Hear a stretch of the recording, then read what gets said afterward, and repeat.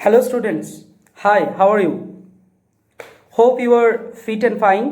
सब लोग अच्छे हो, अच्छा करके पढ़ाई कर रहे हो, प्रिपरेशन चल रहा है. बाहर कभी कभी लॉकडाउन हो सकता है, लेकिन पढ़ाई में लॉकडाउन नहीं करना चाहिए, ये मेरा रिक्वेस्ट है.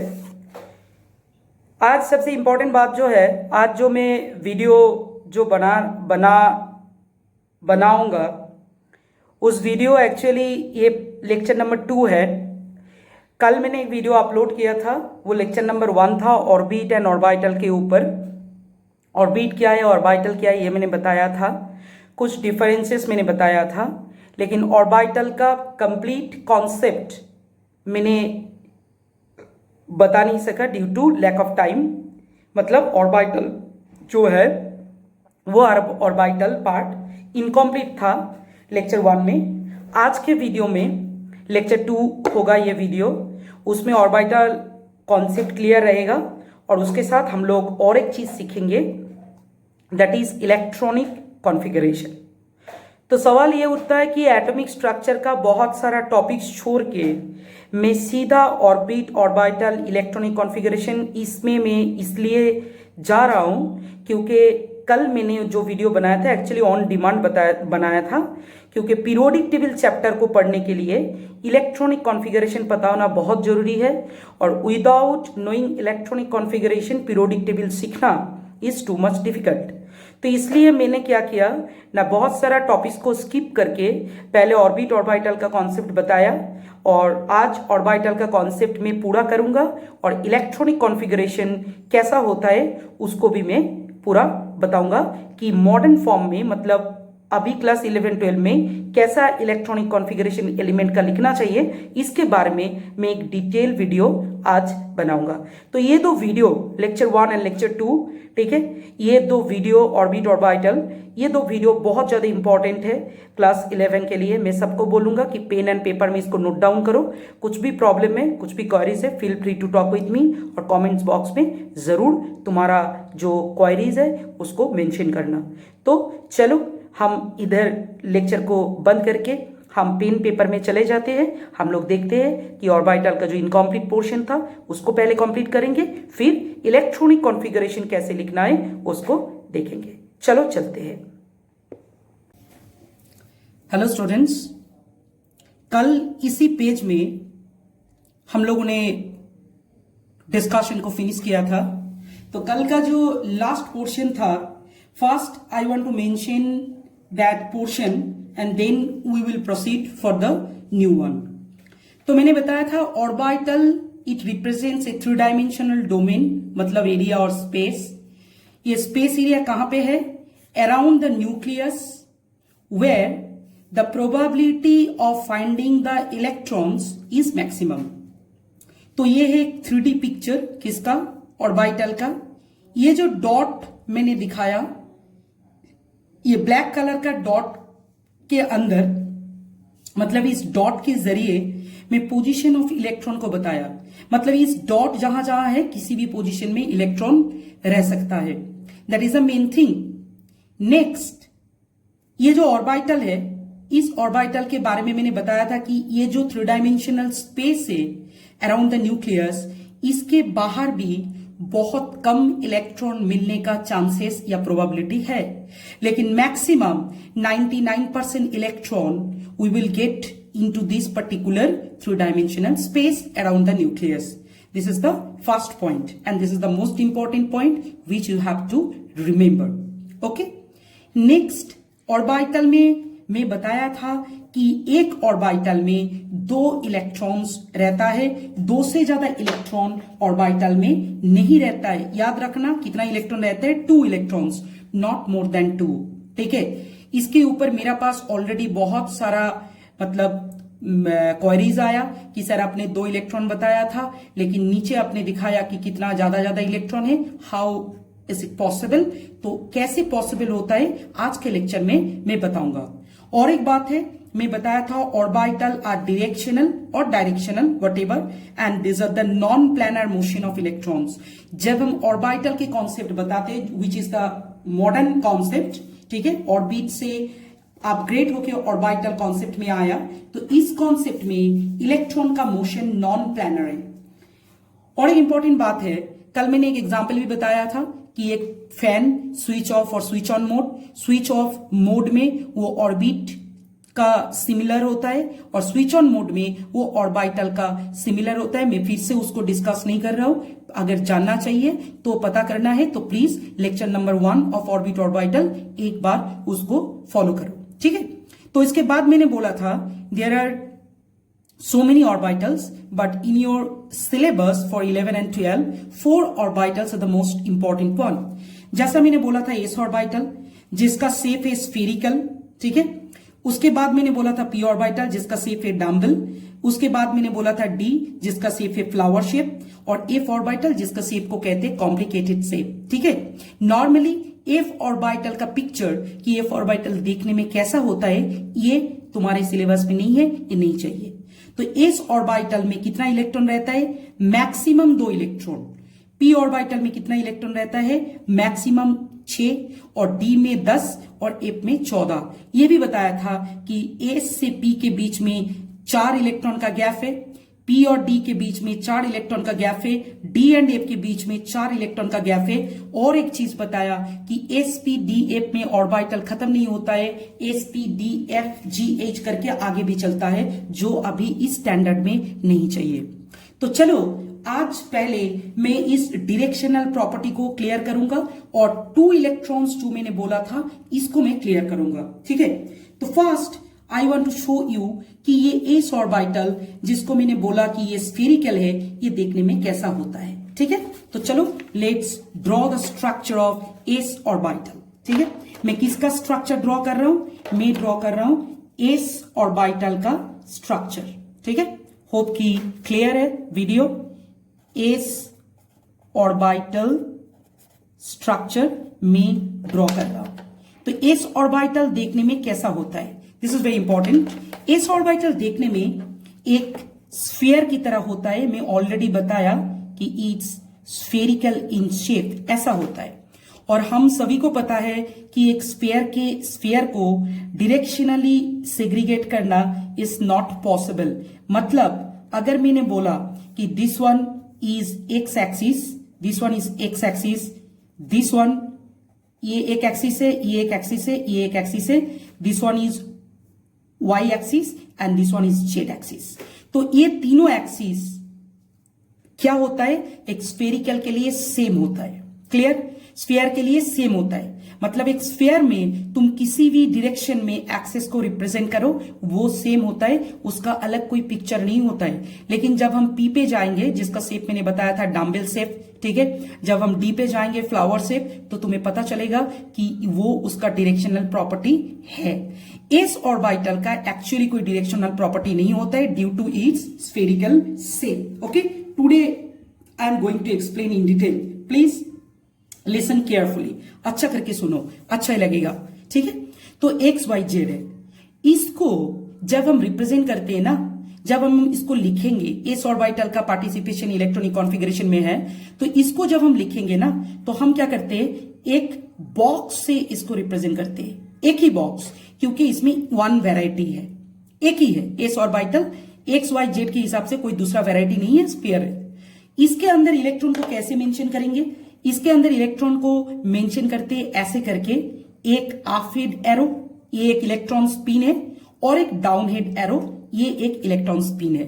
तो तुम देख सकते हो दिस इज एस ऑर्बिटल, ठीक है। एस ऑर्बिटल को ऐसा बॉक्स मतलब कंपार्टमेंट के फॉर्म में हम लोग रिप्रेजेंट करते हैं। तो कितना इलेक्ट्रॉन है? 2 ही इलेक्ट्रॉन है। ये लिखने का तरीका कैसा है? एक अप हेड एरो और एक डाउन हेड एरो, 2 इलेक्ट्रॉन का स्पिन। एक ही ऑर्बिट में सेम स्पिन नहीं होता है, क्यों नहीं है तो होता है इसके बारे में मैं बताऊंगा किसी दूसरे लेक्चर में, लेकिन ये दोनों अलग अलग स्पिन में रहता है, नहीं तो रिपल्शन होगा, ठीक है।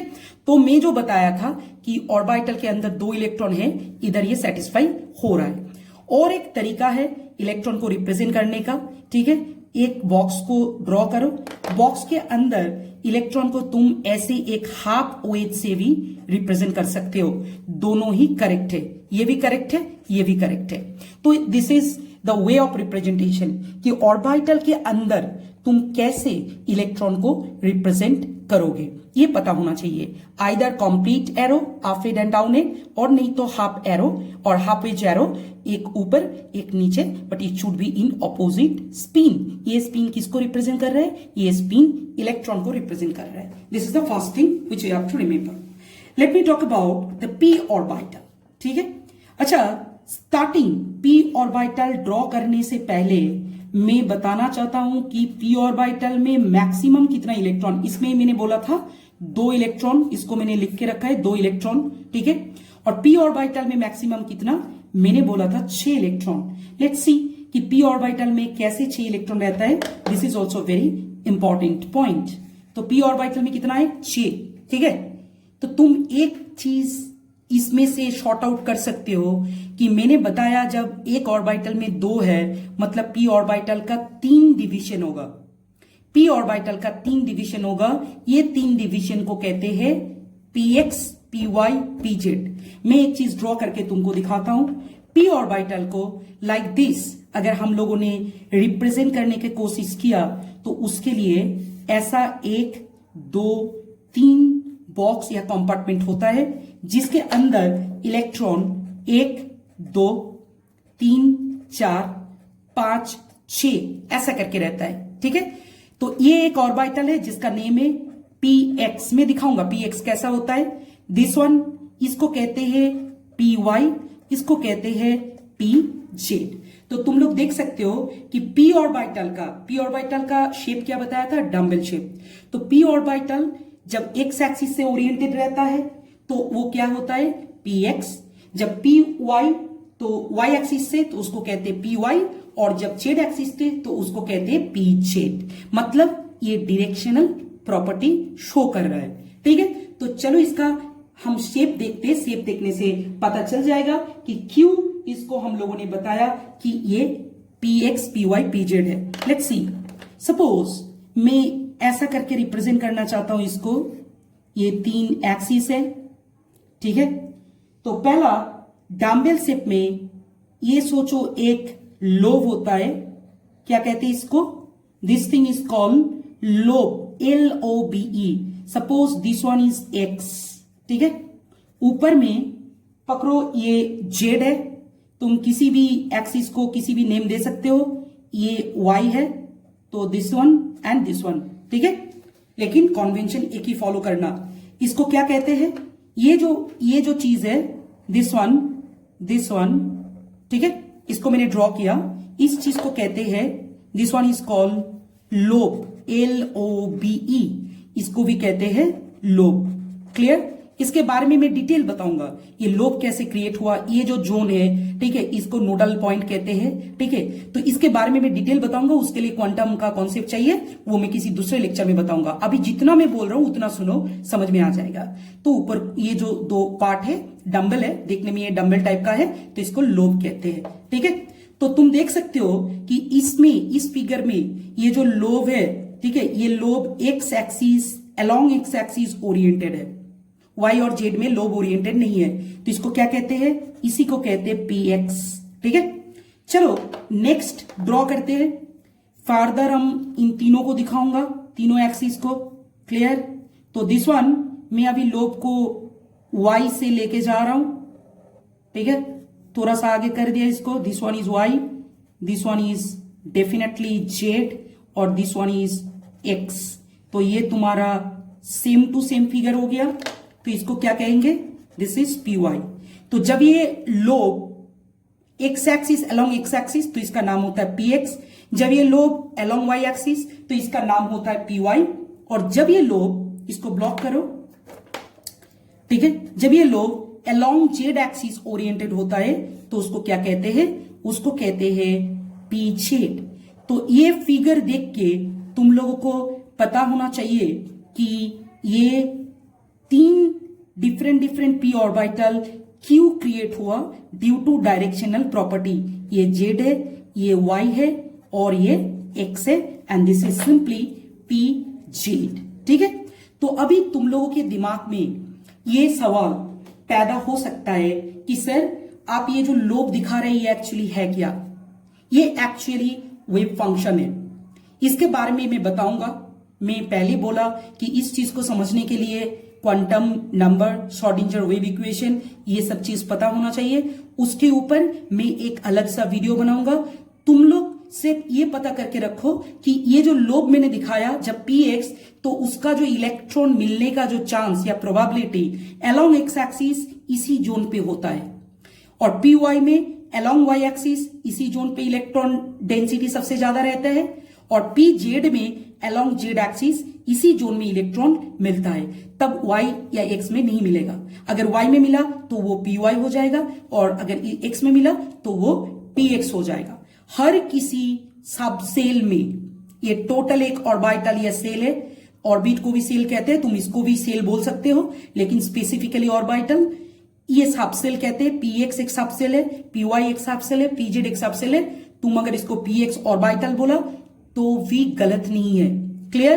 तो ये तीनों को मिला के कंप्लीट p ऑर्बिटल होता है, along X axis, along Y axis, along Z axis.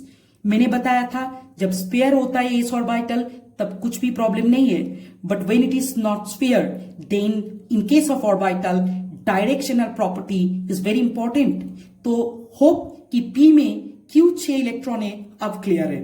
ठीक है, हम 2 इलेक्ट्रॉन का कॉन्सेप्ट को कभी भी रूल को ओवररूल नहीं किया, 2 इलेक्ट्रॉन ही है, लेकिन नंबर ऑफ ऑर्बिटल पता होना चाहिए।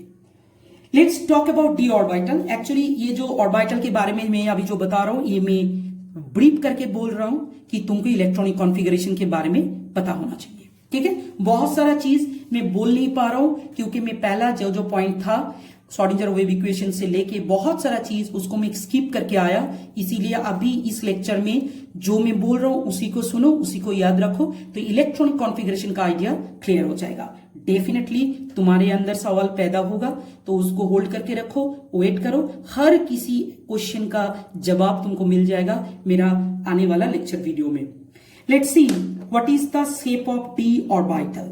ठीक है, डी ऑर्बिटल जो होता है ऑलरेडी हम लोगों ने बताया कि डी ऑर्बिटल में नंबर ऑफ इलेक्ट्रॉन 10 होता है, विच इज वेरी इंपॉर्टेंट, 10। तो 10 मतलब क्या होता है, इसको अगर हम रिप्रेजेंट करें तो ये कुछ ऐसा होता है, हम बता सकते हैं कि ये जो रिप्रेजेंट करने से इसका 5 ऑर्बिटल रहेगा। कितना? 5, हर में 2, 1 2 3 4 5, तो 5 कंपार्टमेंट रहता है। जैसा एप का 7 है, ठीक है, तो ये 5 है, 1 2 3 4 5। तो चलो इसको हम देखते हैं कि ये कैसा होता है। फर्स्ट इसका नाम है DXY। क्या नाम है? DXY। Is it clear? Yes. तो इसमें 2 इलेक्ट्रॉन। उसके बाद आता है DYZ, इसमें 2 इलेक्ट्रॉन। नेक्स्ट DZX, उसमें 2 इलेक्ट्रॉन। नेक्स्ट DX² Y², इसको माइनस मत बोलना, ये माइनस ऐसे प्रोनाउंसिएशन नहीं होता है। DX² Y², इसमें 2 इलेक्ट्रॉन, और अंत में इसमें 2 इलेक्ट्रॉन होता है, ये होता है DZ²। इसका मतलब है डी ऑर्बिटल का 5 डिफरेंट पार्ट है, एक DXY, DYZ, DZX, DX² Y² and DZ²। ठीक है, तो ये ऑर्बिटल का नाम क्लियर होना चाहिए, ऑर्बिटल का शेप क्लियर होना चाहिए, और इसका डिटेल डिस्कशन हम बाद में करेंगे। अभी जितना हो रहा है उसको सुनो। तो सवाल ये उठता है कि ये डी ऑर्बिटल देखने में कैसा होता है। पहला बात है, ये तीनों orbital DXY, DYZ, DZX almost देखने में सेम होता है। सिर्फ याद रखना कि इसका एक्सिस चेंज हो जाता है। मतलब मैंने अगर ऐसा करके ड्रॉ किया, सपोज दिस वन, ये एक है,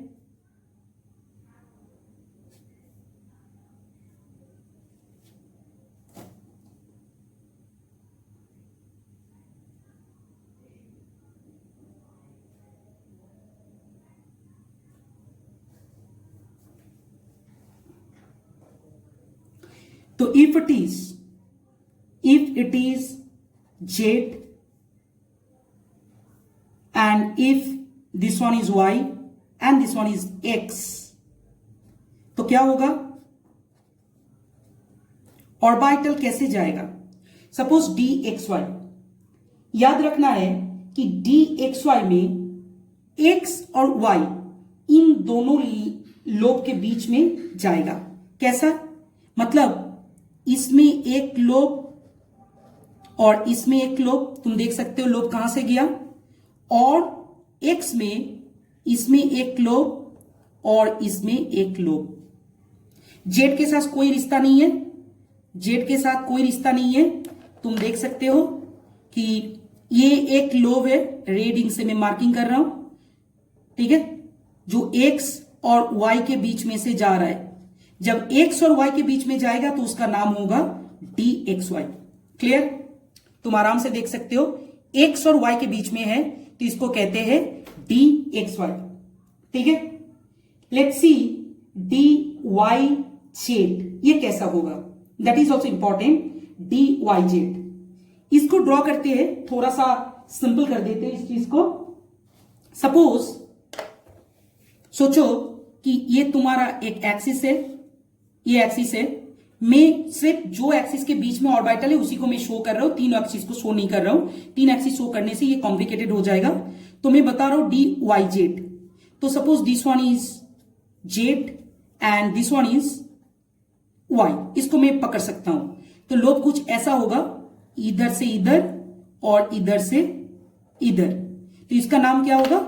इसका नाम होगा डी वाई जेड। देखो y और z है, दोनों एक्सिस के बीच में से ये गुजरा। ये तीन एक्सिस देने से थोड़ा सा कॉम्प्लिकेटेड हो सकता है, तुम तीन एक्सिस नहीं देने से भी चलेगा, सिर्फ दो एक्सिस को दिखाओ y z तो हो जाएगा। थर्ड जो है, थर्ड इज ऑल्सो इंपॉर्टेंट। एक काम करते हैं, D Z x. D Z x के लिए सेम टू सेम फिगर होगा। ये z है, इसको मैं अभी x पकड़ूंगा, ठीक है। तुम कह सकते हो कि सर आपने इसको y क्यों पकड़ा, इसको थोड़ा सा घुमा दो, घुमा देने से y का पोजीशन चेंज हो जाएगा। कोई बात नहीं, कुछ भी इसमें प्रॉब्लम नहीं है। नाउ ये z है और ये x है, तो इसका ऑर्बिटल जो होगा ये भी देखने में कुछ ऐसा होता है, डी जेड एक्स जी, ऐसा करके जाता है। ड्राइंग थोड़ा सा खराब हुआ, किसी भी बुक में बढ़िया पिक्चर मिल जाएगा, जस्ट मैंने समझाने के लिए बताया, तो प्लीज बुक के साथ थोड़ा सा इसको टैली करो तो आइडिया क्लियर हो जाएगा। क्लियर? अगर क्लियर नहीं हुआ तो मुझे पूछ लेना। This is the main thing which you have to remember. Okay, तो तीनों एक्चुअली मैं यही बोलना चाहता हूं, D X Y, D Y Z, D Z X. जब ये लोब क्रिएट होता है, ये लोब दोनों एक्सिस के बीच में रहता है, नॉट अलोंग द एक्सिस। ये मैंने क्यों बोला अभी पता चलेगा। Let's draw the D X square Y square. ये मैं डिफरेंट करके दिखाऊंगा। ये रेड है। If it is D X square Y square, if it is D X square Y square, तो इसका मतलब होगा ये अलोंग द एक्सिस जाएगा। ठीक है, ये कैसे जाएगा? ये अलोंग द एक्सिस जाएगा। इसको तुम एक काम करो, इसको एक्स एक्सिस और इसको वाई एक्सिस पकड़ लो, तो ये अलोंग द एक्सिस। ये पहले किसी भी फिगर में ऑर्बिटल जो लोब है ये अलोंग द एक्सिस नहीं गया था, इन बिटवीन द एक्सिस गया था। इन बिटवीन मतलब एक्स वाई के बीच में, वाई जेड के बीच में, जेड एक्स के बीच में। But in case of X square Y square में एक्स और वाई अलोंग द एक्स, इसको अलोंग द वाई। ठीक है, व्हाट अबाउट जेड? जेड का डी जेड स्क्वायर का कैसा देखने में होता है? डी जेड स्क्वायर जो ऑर्बिटल होता है उसमें एक कॉन्सेंट्रिक लोब रहता है। पकड़ो ये जेड है, ये तुम्हारा एक्स है, ठीक है, बीच में से वाई जाएगा, जरूरत नहीं है। तो first of all Z axis के ऊपर से एक लोब जाता है along the Z axis, along the Z axis, ठीक है, और अलोंग एक्स एक्सिस एक कॉन्सेंट्रिक लोब रहता है। होप कि सबको पता है कॉन्सेंट्रिक सर्कल कैसे किसको कहते हैं। मतलब उसका डायमीटर डिफरेंट होगा लेकिन सेंटर सेम होता है, सेम सेंटर, तो एक कॉन्सेंट्रिक सर्कल क्रिएट होता है। ठीक है, तो ये क्या है? ये ऑर्बिटल को कहते हैं D Z square. Normally exam में ये ऑर्बिटल का पिक्चर आता है, तो इसको प्रैक्टिस करके रखना इज इंपॉर्टेंट। और किसमें कितना इलेक्ट्रॉन रहता है इसको मैंने शो किया। ये बॉक्स रिप्रेजेंटेशन बहुत ज्यादा इंपॉर्टेंट है किसी चीज को दिखाने के लिए, ऑल दिस थिंग्स। लेकिन एक बात याद रखना, ऑर्बिटल के बारे में और भी बहुत कुछ है, लेकिन अभी इलेक्ट्रॉनिक कॉन्फ़िगरेशन सीखने के लिए जितना चाहिए वही मैंने बताया। तो चलो, ऑर्बिटल कॉन्सेप्ट क्लियर है। अभी हम लोग चलते हैं इलेक्ट्रॉनिक कॉन्फ़िगरेशन में। Let's talk about electronic configuration. Electronic configuration कैसे लिखना है? सोचो कि क्लास 10 स्टैंडर्ड में अगर किसी ने पूछा कि write down the electronic configuration of sodium, atomic number कितना है? 11। तो हम कैसे लिखते हैं? 2, 8, 1। ठीक है, ऐसे करके मेंशन करते हैं 2, 8, 1। लेकिन ये 2 किसमें है? ये K सेल, ये 8 L सेल, 1 M सेल। ठीक है, तभी बात है कि क्लास 11 एंड 12 में ऐसे करके इलेक्ट्रॉनिक कॉन्फ़िगरेशन लिखने से नहीं होगा। क्यों नहीं होगा? क्योंकि ये जो K L M है ये ऑर्बिट और शेल का कॉन्सेप्ट है। अभी इलेक्ट्रॉनिक कॉन्फ़िगरेशन जब हम लोग लिखेंगे ऑर्बिटल को इन्वॉल्व इसमें जरूर करना है और बहुत आसान है, मैं उसको दिखाऊंगा कैसे करना है। ठीक है, तो इलेक्ट्रॉनिक कॉन्फ़िगरेशन बनाने के लिए s orbital, p orbital, d orbital, f orbital ये पता होना बहुत जरूरी है, जिसको मैंने ऑलरेडी बताया। तो अभी मैं एक चीज बताऊंगा कि इलेक्ट्रॉन एटम के अंदर रहता है। इलेक्ट्रॉनिक कॉन्फ़िगरेशन से पता चलता है कि इलेक्ट्रॉन किस ऑर्बिटल में है, क्योंकि हर ऑर्बिटल में, हर कोई ऑर्बिटल में सेम नंबर ऑफ इलेक्ट्रॉन नहीं रहता है। तो किस ऑर्बिटल में है या कौन सा ऑर्बिटल में इलेक्ट्रॉन पहले जाता है, उसके बाद कौन सा ऑर्बिटल में जाता है, स्टेप बाय स्टेप उसको पता करने के लिए एक थ्योरी पता होना बहुत जरूरी है, जिसको कहते हैं आप-बाउ प्रिंसिपल। क्या नाम बोला? मैं बोला उसको आप-बाउ प्रिंसिपल। ठीक है, इसका मतलब मैं समझाऊंगा। AUF, BAU प्रिंसिपल, आप-बाउ प्रिंसिपल। इसका मतलब क्या है? देखो, ये जो वर्ड है ना आप-बाउ, ये आप-बाउ वर्ड का मतलब है, दिस आप-बाउ वर्ड एक जर्मन वर्ड है। क्या वर्ड? German word. इसको, इसके बारे में बहुत सारे स्टूडेंट टीचर को भी पता नहीं है कि ये कैसा वर्ड है। ठीक है, कोई कोई सोचता है ये साइंटिफिक नेम है, इट्स नॉट लाइक दैट। इसका मतलब क्या है? इसका मतलब है बिल्डिंग अप। क्या मतलब है? बिल्डिंग अप मतलब कैसे स्टेप बाय स्टेप किसी चीज को बिल्डअप कहा जाता है। तो कैसे हम करते हैं बिल्डअप, इसको कहते हैं बिल्डिंग अप। तो किस चीज का बिल्डिंग अप करेंगे? अभी हम लोग इलेक्ट्रॉनिक कॉन्फ़िगरेशन का बिल्डिंग अप करेंगे। तो इलेक्ट्रॉनिक कॉन्फ़िगरेशन का बिल्डिंग अप करने के लिए इलेक्ट्रॉन को एनर्जेटिकली लोअर ऑर्बिटल में पहले जाना है, उसके बाद एनर्जेटिकली हायर ऑर्बिटल। ठीक है, जैसे सोचो तुम अगर किसी बिल्डिंग का फर्स्ट फ्लोर से सेकेंड फ्लोर तक जाओगे तो step by step with the help of staircase जाना है। ठीक है, 1 स्टेप 2 स्टेप करके, सेम टू सेम जब किसी एलिमेंट का इलेक्ट्रॉनिक कॉन्फ़िगरेशन निकालना पड़ता है तब क्या होता है ना, स्टेप बाय स्टेप करना पड़ता है। कैसा स्टेप, वो आप-बाउ प्रिंसिपल सिखाएगा। इसके लिए एक फिगर बहुत इंपॉर्टेंट है, that is 1s, 2s, 2p, 3s, 3p, 3d, 4s, 4p, 4d, 4f, 5s, 5p, 5d, 5f। इसी से काम चल जाएगा। ये जो मैं एक ट्राइंगल टाइप का एक दिखाया, इस ट्राइंगल का ये साइड एकदम स्ट्रेट और ये स्लैंटिंग। ओके, तो इलेक्ट्रॉन कैसे जाएगा इसको याद रखना है। इलेक्ट्रॉन कैसे जाएगा इसको अच्छी तरह से देखो।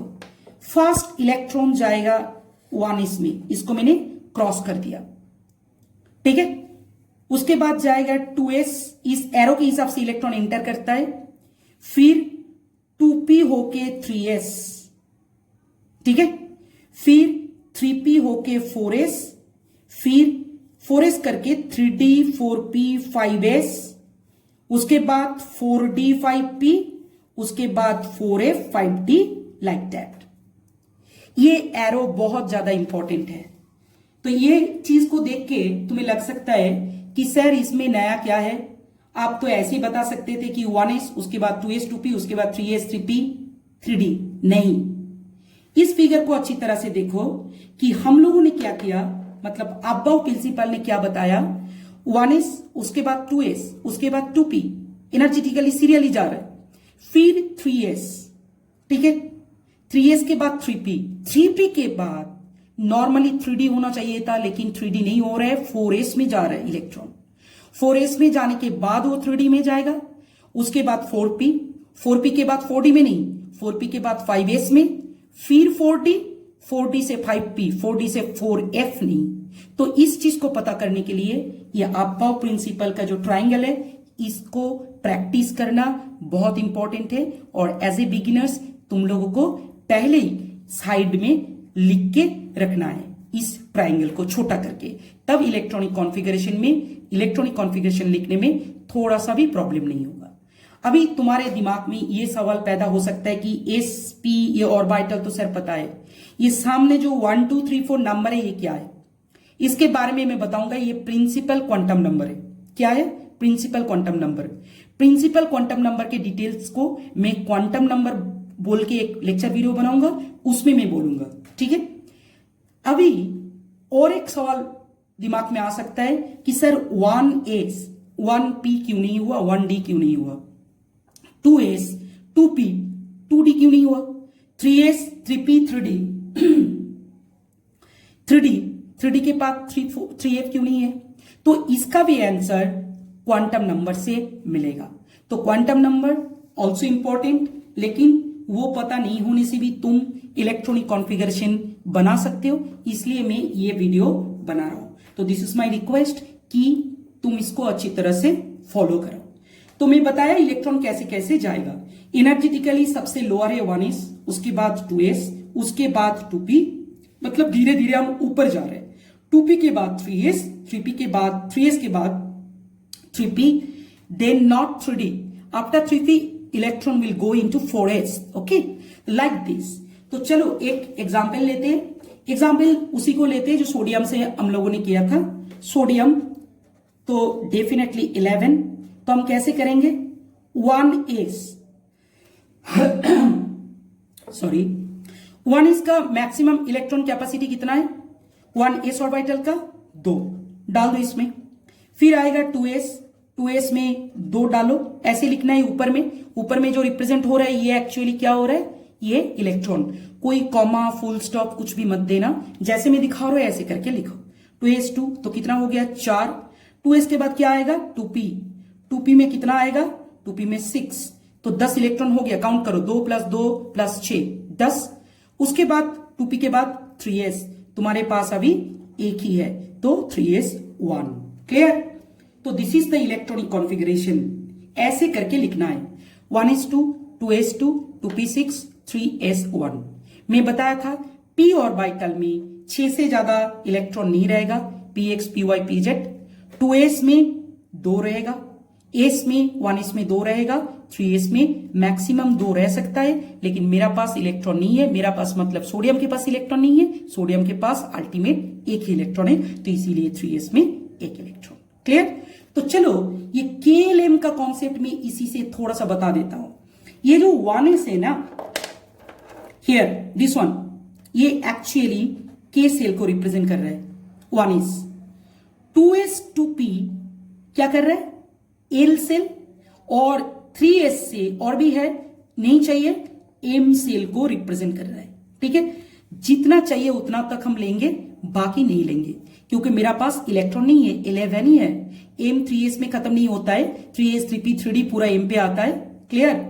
मैं और एक चीज तुमको बताऊंगा तब पता चलेगा। सिंपली देखो, मैं बताया था क्या, K सेल में कितना इलेक्ट्रॉन रहता है, K सेल में 2, L सेल में 8, M सेल में 18। तो इसका एक प्रूफ दे देता हूं तो पता चलेगा। सपोज यू हैव, फर्दर इसको ड्रॉ करो, 1s, उसके बाद 2s 2p 3s 3p 3d 4s 4p 4d and 4f, ठीक है। और बाकी मैं नहीं लिख रहा हूं, तुम लोगों को समझ में आ जाएगा। ये जो 1s है इसमें मैक्सिमम कितना इलेक्ट्रॉन है, ठीक है, 2, तो ये k सेल है, ठीक है। ये 2s 2p में कितना इलेक्ट्रॉन है, 8, ये l सेल है। 3s 3p 3d इतने कितना इलेक्ट्रॉन है, 2 + 6 8 d10 मतलब 18, ये m सेल है। लाइक दिस 2 + 6 8 18, f में कितना है, f में 10 है, तो ऐसे करके आगे जाएगा, ठीक है। तो ज्यादा इलेक्ट्रॉन रह सकता है, k l m n p करके ये फाइनली आगे जाएगा।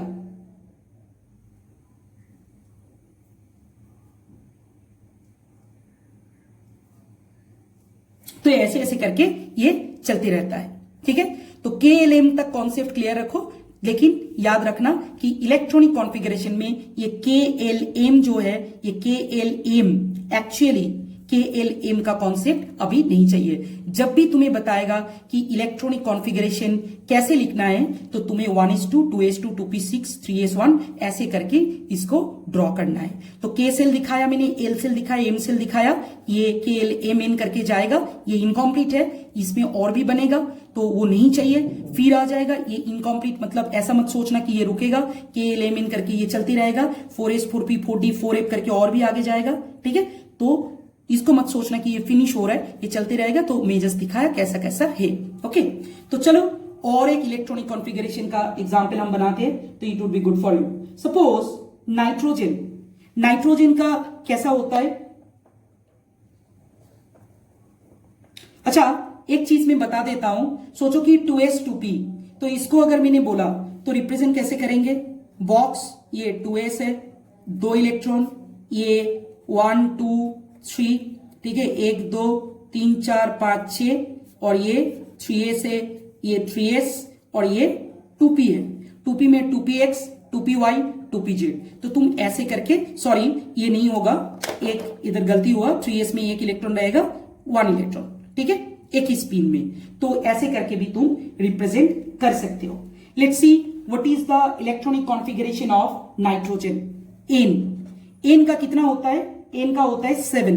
तो कॉन्फ़िगरेशन बनाओ, 1s2 2s2 4 हो गया, 2p3, ठीक है, 2p3, क्योंकि इससे ज्यादा नहीं है। तो अभी बात है कि 1s जो है इसको रिप्रेजेंट करो लाइक दिस वन, ये 1s, और इसमें ये 2s 1 2, और ये 2p जो है, इस 2p में हम कैसे इसको फिलअप करेंगे, इसको देखो, बहुत इंटरेस्टिंग है। 1 2 3, ये एक तरीका है, ठीक है। तो ये 2px 2py एंड 2pz तीनों में एक एक करके रहेगा। अगर 4th इलेक्ट्रॉन है तो 2px में फिर आएगा, 5th इलेक्ट्रॉन है तो 2py में आएगा, 6th इलेक्ट्रॉन है तो 2pz में आ जाएगा। तो ये इलेक्ट्रॉनिक कॉन्फ़िगरेशन का बात है। Definitely chemistry without exception possible नहीं है, केमिस्ट्री में बहुत सारा एक्सेप्शन है। शायद अगर तुम लोगों ने कोटा फैक्ट्री देखा तो कोटा फैक्ट्री में केमिस्ट्री को बहुत गाली दिया कि इतना एक्सेप्शन है, ठीक है।